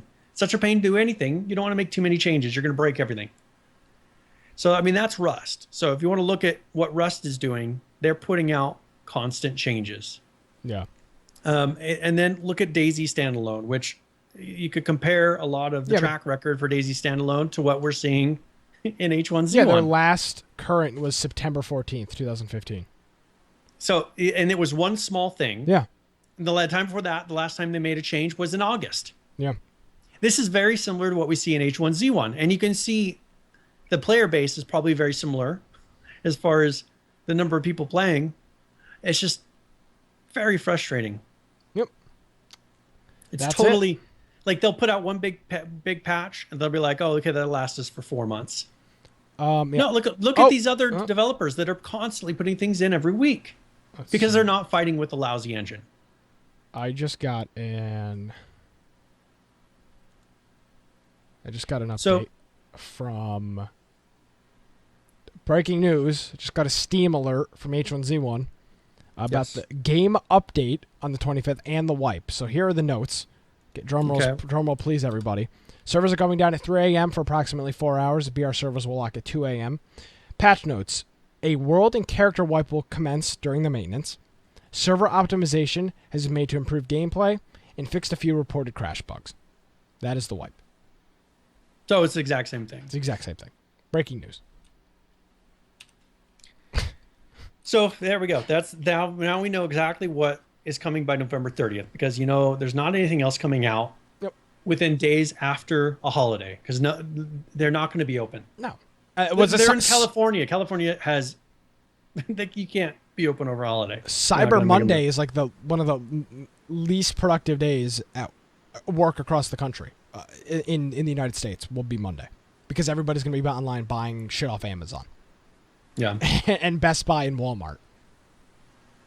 Yeah. 10 out of 10 news, says the Mudkips. Yeah, great.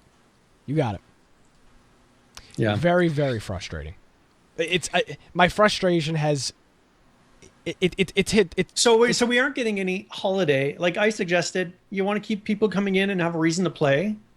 Keep releasing, and you can do a very similar dynamic. Just redo it for the different holidays. Should make the wolves turkeys. Yeah, you have to go kill a wolf, or you have to go change the bunnies to be turkeys. Turkeys. There you go. Something like that. Make them turkeys. Make them run around. You hunt them. Maybe if you kill a turkey, you might get this special hat that looks like a pilgrim hat. Great. I mean, come on. We just gave you the perfect idea that would have given people a reason to log in over the weekend. Yeah. Over the weekend and play, especially if you're going to be doing a holiday sale and you want the people coming in to have a positive experience of other people being on the server. Yeah. They're going to, since I think the downfall of this game was seen by Sony originally. And that's why they sold this company off to the investing firm. And now we're seeing the effects of that. Yeah. This game was supposed to be dynamite. Maybe Sony knew something that we didn't know originally. Because if this game was going to be hot and it was going to be the next best thing, they wanted to get their name off this thing. And they did. They did a great job. They got Sony's name is no longer attached with H1Z1. They are their own. They are Daybreak game company now. Now that's one thing I wanted to suggest. If you have other games that you want us to kind of compare to, like I went through some ones that are pretty much MMO survival types. Mm-hmm. If Miscreated, Rust, and DayZ standalone, just kind of compare some of the progress, and maybe I'll continue this saying, hey, in the last week, because we can now go to a point where in the last week, here's a comparison of changes from these other very similar games. Let's compare them to what H1Z1 is doing, because the companies should have similar outputs of content, right? I mean, other than the fact that these guys are so hampered by their engine that they can't release things, like they have the capabilities, they have the similar manpower of any of these other games to put these out. Why do you have to be so negative? Well, I just don't see why. That's the problem, is I don't see why they should. They're really limiting themselves. Yeah. So, like Cleanup Guy's saying about Hurt Worlds, I want to check these out because I'm a big survival. Send us go to our contact form. Let's do this first. Somebody said it before. Are you guys going to keep doing H1Z1? I think, Brian, we need to talk about this, because realistically, if the current trend continues of a lack of content and a lack of players, at some point we will not be able to. I mean, we're going to be doing it for an audience that's not playing the game. Exactly. And at that point, like, what's the point of talking about H1Z1 at that point? Like, we've got 30 people watching live right now, and I know probably a quarter of these people don't even play the game. Like Musty's in here. He doesn't play the game. Musty doesn't. I don't play it. You don't play it. I personally don't want to lose. We have a great network of people that we've been able to play with, and great people, people that we've enjoyed playing this game with. Our clan is. I don't want to lose those people. Definitely. So we are in the process of trying to broaden ourselves onto other games and other things like that, because we have met some great people. I've had some of the most fun I've had online over the past 11 months. I'm reminiscing, Brian. But we've met so many cool people. It's just so many great. We're talking to Green Man Cartoons, like that's cool. Like the guy that does those H1Z1 animation videos. Like everybody's seen him.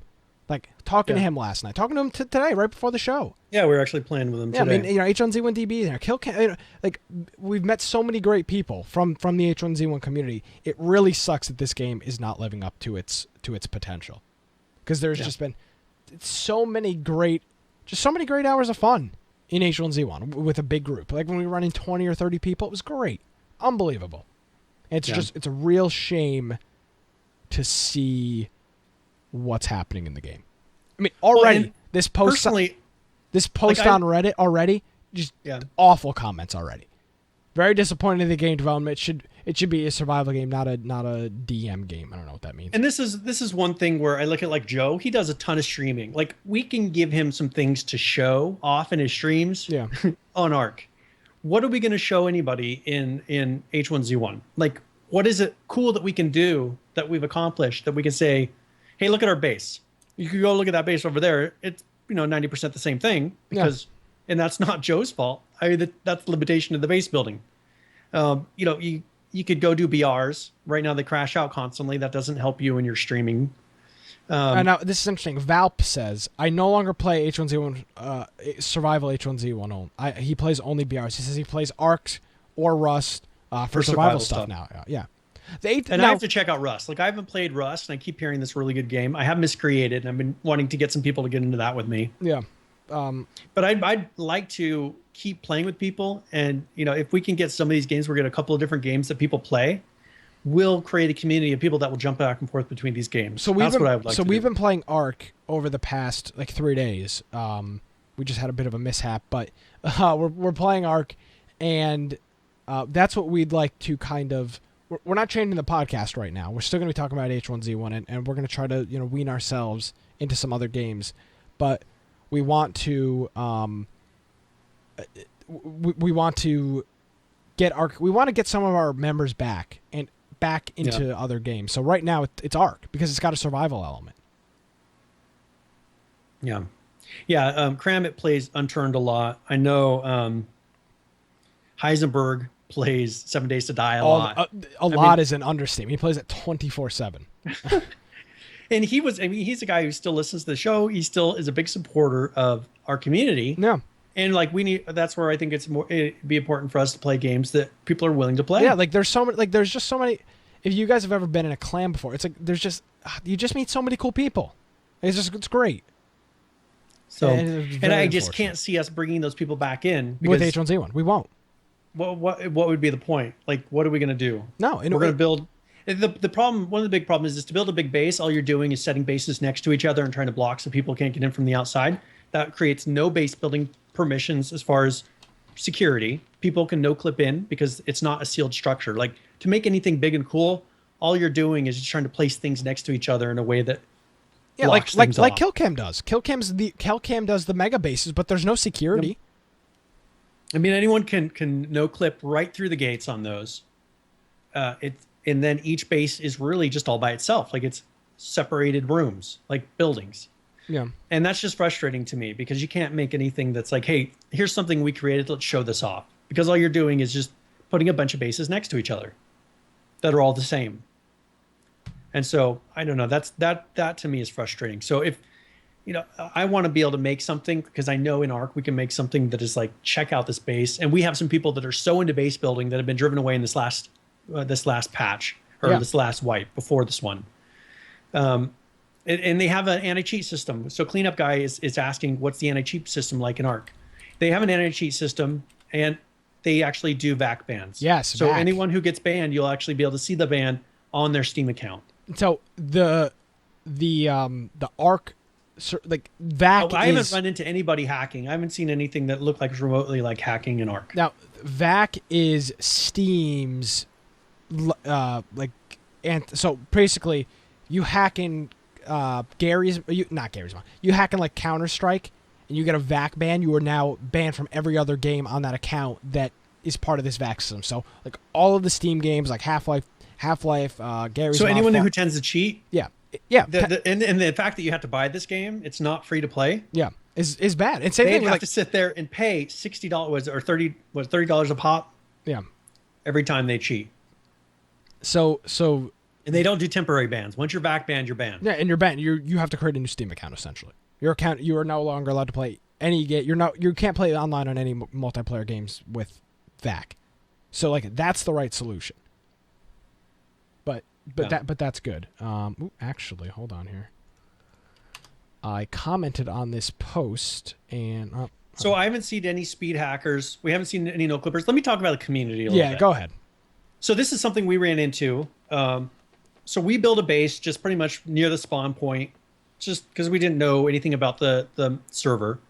And so these guys said, hey, you built too close to where some of our bases are. So they destroyed our base, but they took all of our stuff and they put it in a little structure next to it and said, hey, contact us. And they contacted me on Steam and said, hey, here's the code to the place. And we threw in enough materials to make you a bigger base than you had. Plus, we're giving you all Metal Gear, plus all of you, armor. And here, can you please move somewhere else? And they even flew me around and showed me all the different areas around the map, saying, here, just so you know, you can see where things are. Maybe you'd like to move to one of these places. Yeah. And so that's the community in there, and everyone else has been nice on the server. Like, we haven't had griefers. They try not to kill any of our players. They drag some of them into the base that they had made. They gave us a code and they gave us all this stuff. Like, and so we're building in a new place with all the materials they gave us. They didn't kill our dinosaurs. Like, they didn't do anything to try to harm us. And we're pretty much at least where we were, plus some from yesterday. And so, that it's because it's not about PvP. And I keep saying the survival cannot be focused purely on PvP. It has to be more than that. There is a risk of loss in this. Like, if you piss somebody off bad enough, you'll create a war to where you'll start killing each other's dinosaurs. There is loss there. Like, they work and it takes time to get those things together. Yeah. So that's something where you're not like, clan war in Ark is a much bigger deal than a clan war in H1Z1. Yeah, because clan war in H1Z1 is you just blow up their base and then it's over. They move to another server. Yeah. Here, like, if you go and you start killing their dinosaurs, they're going to then be hurt. Like, you could go knock down their base doors or something. No, it's when you start killing people's dinosaurs, like, there's that loss. And so you don't want to piss people off to where you're worried that they're going to come and just start killing your stuff. And that's a very hard thing for me to learn, for me to understand as playing this game. Brian's like, no. I'm like, Nick, be nice, stop. No, he's all, screw them. I'm going to attack these random people. No, don't do it. Because I'm the one who, we've been taming these dinosaurs. Just let it go. Yeah, so that's the thing is you gotta kind of be nice to everybody. Like, you don't have to be, but everyone else is. So if you give them a chance, most of the people are all nice to you. Yeah. So there we go. Yeah. So that's our experience with another clan on the same server, and you can even go to another if that's not enough for you. You can get your own server and create your own type of community. Like, you could have a server that's really oriented towards PvP, but like, people would get so tired of having to retrain their dinosaurs after they all killed each other constantly. I don't think that wouldn't be a very good environment. If you like PvP, do the game mode where you do the Hunger Games thing. Yeah. That's something where you quit. It takes an hour to do them, but it doesn't cost any money. That's true. It's free. That game mode is free. Like, all these mods that people put out, they're free. This post from that developer already has 0 points on Reddit. Yeah. That's great. So anyways, yeah. That's where do you go from that? I mean, that's been just my frustration is, don't tell me alpha anymore, because they're both alpha games. And this week I'm kind of really making a contrast between Ark and H1Z1. I'm not saying that we're all in on Ark, but I'm playing it for a while because I want, first of all, Nick to see, because Nick's more been a first-person shooter type of person. That's true. I've been wanting to get him into the true survival, so because he never even really got into 100% of what survival was on H1Z1. Like, that still wasn't what his thing was. Survival. It was still an FPS.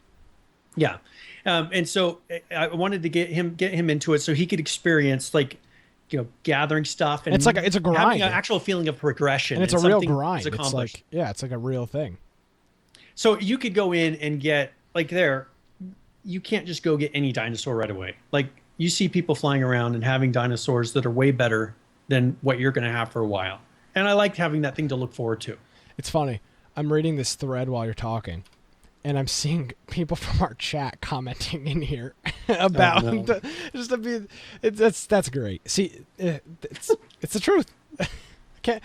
Bloodcore commented in here about no news about the Big November update so far. Yeah. So there you go. So that is pretty much. So I'll probably give some similar things. My experiences, if I can get a couple of people to come play with me in Miscreated, I'll give some experiences. Maybe I'll get Rust. I keep hearing that's a good game. Hey, you've got what, like 700 games? So what's another game or two? Yeah, and kind of go into some of these games and just do that comparison, because we keep hearing alpha. All these games are alpha, from what I understand. Like Miscreated is an alpha. Yep. Arc is an alpha. You can't use the alpha excuse. You can't use any other excuse other than what they're delivering, because they're all been out for a while. They all have developer teams behind them. What are they producing? And I want to start pointing that out. Mm-hmm. Well, there you go. Do we have anything else here, Brian? I think we've... Well, we have our tips of the week. Oh, tips. Oh, my God. I almost forgot. Yes. Are these H1Z1 tips or tips from another game? Yes, these are actually H1Z1 tips. Great. What is tips of the week? So tips of the week is where we go through, and recently I've been doing beginner tips to be different areas in a BR that you can land, maybe what to look for, what you can find, and how to get started. So, and then an advanced tip is something maybe particular to this game, particular to survival or BR, but something that is not a general tip, but something that's going to be for the more advanced player who is looking for that way to maybe get a one-up on the other players. So this is beginner and advanced tips of the week.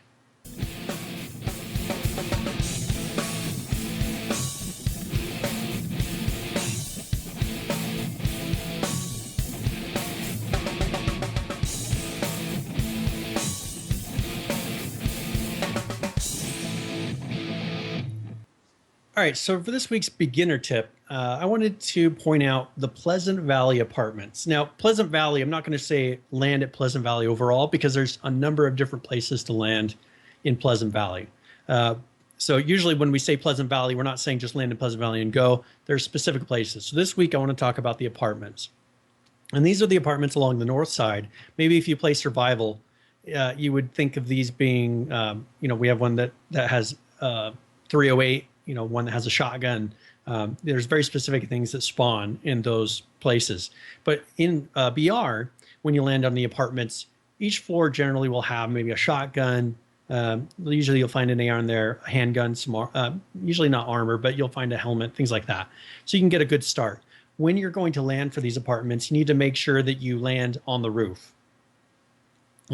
Don't try to land at the floor and then work your way up. That you can find that it'll take you longer. If you land right on the roof, there may be a gun out there. If you land on the centerpiece, and here's kind of a pro tip. There's the two sides that you can come out on the doors, and then there's a roof on the center part that you can't get to unless you are landing from the parachute. If you can land on that middle one, certain of those apartments have a bunch of med kits, a bunch of different types of ammo, all right on the top. So that is, with the apartments, you jump in and instantly run down to that next floor. Find your guns, because you may have other people, maybe someone landed on the other side that you can't see, but you'll probably have other people coming in. So get in the apartments, get some ammo, and then start working your way down the floors. Be careful of maybe someone coming up or someone landing after you, because there's a delay in the amount of time when people land. So this is where, land on these apartments, start working your way down the floor, and then you're not going to really find a vehicle because you won't be able to get down in time, but then start working your way either out of Pleasant Valley or maybe over to the subdivisions, which we'll talk about in a later tip. So this is, that's beginner tips. That's the apartments in Pleasant Valley, an excellent place to land. And you'll find similar things, not just Pleasant Valley, Rancho Taquito. A couple of these other places have similar apartments. You can land there and kind of see some have more or less than the other towns. So, and then for the advanced tip, this is something that I don't know if it's a bug, but someone had mentioned it on Reddit, that when you're in a firefight, it's not always best to aim for the body. Let's say you're wanting to get quick shots off. You never know with the body armor, with the helmets, there is a dissipation and it's harder to aim. But if you're aiming at the feet, pretty much, let's say with an AR, if it gets 25% damage for the feet. So if you work your way at the feet up and maybe work your way up the body, you'll start out with 4 shots to the feet will kill somebody. If you're always aiming for headshots, you may find that it's very difficult to get that shot off. You're only going to get the single shot off in the face if they're wearing the military style helmet. You're going to have to do a couple shots before their helmet goes away. You're guaranteed that you're going to be getting 25% if you hit them in the legs. So that is something that you keep that in mind. Just aim for the legs, work your way up the body. You can hit a person. It is going to be different with each type of gun. But give it a shot. Maybe in survival, you can sit there and try it out, kind of see which guns get different damage types on the legs. But, don't always aim for the center mass, because if they have body armor, that's going to take a couple hits before they take damage, and you may be dead by then. If you can get 4 quick shots off at their legs, they'll be dead. So those are our beginner and advanced tips of the week. I love how I didn't realize that tip until when I was reading through the Reddit post before. One of the things was like aim at the feet, and I was like, what the hell is this guy? Like, what is this? What is this guy talking about? And now it's come full circle. Yeah, now you know. The more you know. Yep, so let's do a quick public service announcement. We are recruiting ARC players. If you have ARC, you should come and join us. Yeah, Brian and I they have an excellent permission system. Yeah, automatically. You can ride any of the dinos that you tame. Anyone else in the clan can ride them. Yeah, I went from having 1 hour played like 3 or 4 days ago to now having 10 hours played. And we were late because of ARC. So disregard. Yeah, I was wondering. I was like, I have to get some things ready before the show. So I was like, we got 10 minutes. Like, we got hurt. Yeah. So that said, if you're interested in ARC, we're playing on a specific. Should we just tell them the server right now? Let's get on TeamSpeak. Let's okay. So if you want to play with us, jump on TeamSpeak. On the TeamSpeak address, it's infectionpodcast.com, and we'll on there get you directed on how to join up with us. We'll get you in the clan. We've done that in the past, and then people go back and watch old episodes, and then if we move servers, people are like, oh, well, I joined this one because you're on that. Join our TeamSpeak. It's infectionpodcast.com. Just no TS. It's just infectionpodcast.com in the TeamSpeak server window, and that'll get you in there. Or message us on Steam or something like that if you need help. But we're a group that we talk when we play. So ARC is an excellent game for people to play in groups. The gameplay encourages you to play with more people because progression will constantly happen. So when you log in, like there'll be something to show for it every time someone logs in. Yeah, and we're playing on an official server right now, and we're having a good time with it. So Musty's in there right now. He's saying if you're watching live, and he can direct you onto the server we're playing, and Brian will be on there soon after the show, and then I should be on there. So now Gox is asking, are dinosaurs and other players the only thing to kill in-game in ARC? And so you can hunt dinosaurs. It's not necessarily about killing things. Yeah. Like you will kill dinosaurs and things like that, and you can kill players. Dodos and stuff like that. And those will help level you up. But you're looking to... you're learning how to build new things. You're trying to level up so that you have the ability to build new things. You're not necessarily going to kill a dinosaur. You want to knock it out and to tame it so that you can get it as a pet. You can get it to where you can ride it around as a mount. Mm-hmm. There's a lot of things. And Cleanup Guy's asking about Hurt World. I'm gonna have to check that out because I haven't heard about that one. Definitely have to check out some of these games. Send us an email. That's the best because it goes to. Don't send Brian a message. Don't send me a message. Send it to contact@infectionpodcast.com or go to our contact form because that goes to both of us. Firebomb is also asking, can you tame a flying dino? Yes. So you can. There's a number of flying mounts that you can tame, and you can fly all around the map. You can pick people up, take them places, or you can drop them in the middle of nowhere and have them die. Yep. If that's the kind of person you are. Yeah, and like I said, it's an alpha game, and there are issues with it. But I think you'll notice you will notice a stark difference. You'll notice that the pros outweigh the cons. It's like the few bugs are negated by flying dinosaurs and all this other cool stuff. So, but we're still kind of new. We're still kind of noobs to the game. We're not experts we in have it yet. seen some more advanced content just because we were in a clan that was so far ahead that we could see some of the stuff. But that's things we want to go through and get some people in so we can do all that experience together. And if you want to get in on the ground floor, like I'm only level 10 and Brian's is this your elevator pitch? Well, yeah. This is my. The way to have the success of this level marketing scheme here. This is my. I'm trying to recruit other people so I can make $1 million. You want to get, if you're new to the game, this is a really good time to join us because we're still new to the game and still learning stuff. I mean, we're all about level 15 and under. We're all everybody in our group is sub level 20. So if you're interested, join us now. There you go. Yeah. Join us. So is there anything else? I think we covered pretty much. Oh yeah, I think we did cover everything. I was going to say, I talked about my experiences and I think that's it. I'm just refresh Reddit one more time and see if they responded to my comment that I left. They did not. I asked if there was going to be any Thanksgiving plans or anything, but I and this isn't officially. We're not saying this is the ARC podcast. No, we're not talking today. about. No, ARC, I want to keep Infection going with the community, and I don't see it happening right now with H1Z1 to where when they do come out with content that really is going to bring people back in, it's going to be very tough to get those people that we enjoy playing with back. At that time, if we can keep everybody active, we can say, hey, let's all go check out H1Z1 and let's see if they fixed it. Definitely. We are at this point, we are trying to just keep we're not even trying to keep it out. We're trying to revive our clan because right now it's dead. There's nobody playing. So we're trying to jumpstart. And there's nothing that I can say, hey, you guys should come play with us. They'll say, well, has all this stuff been fixed? No. It's like, I can't say anything about H1Z1 that's going to be like, hey, you guys should come play. Oh, you want to do BRs? You can only do so many BRs. That's not bringing the clan back together. Okay, we want to do survival. What's new? Yep. There's 2 skins. They changed the backpack looks. Yep. I don't know. There you go. So where can people find you on the web? Yeah, if you want to find me, of course, at Boise Computer on Twitter. You can find me at biteoftech.com is my blog. Or if you want to just go to infectionpodcast.com, check out our Steam group. There's a button there to the right that says join our Steam group.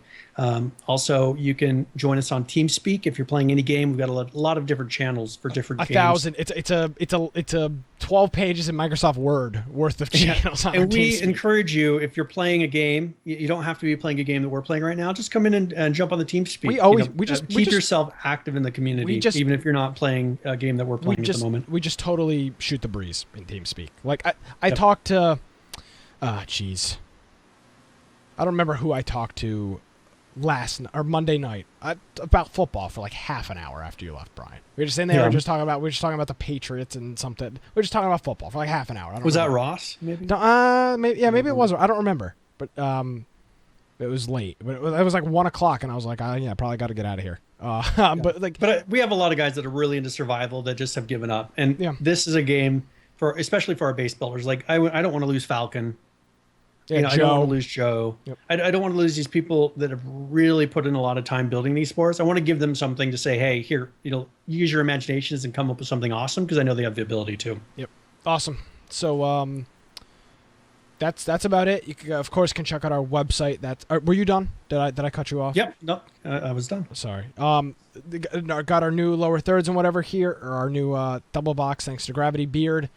And if you guys want to send us like stuff like this for double boxes or what, if you've got talent, Big Whitetail's still here. Is Big Woody Sauce in that Whitetail's other account? Because I don't remember. That's not what. I don't think that's not Whitetail. That's somebody else's account that's playing. That's using a different name because their other account got something happened with it. Yeah, I don't know. I don't know. But if you want to send us some stuff, if you've got a skill in video or audio or whatever, and you want to send us something, go for that because that seems to be a thing recently. Of course, our website is Infection. Oh, that is Ross Eraser. Yeah, that's who that is, Ross.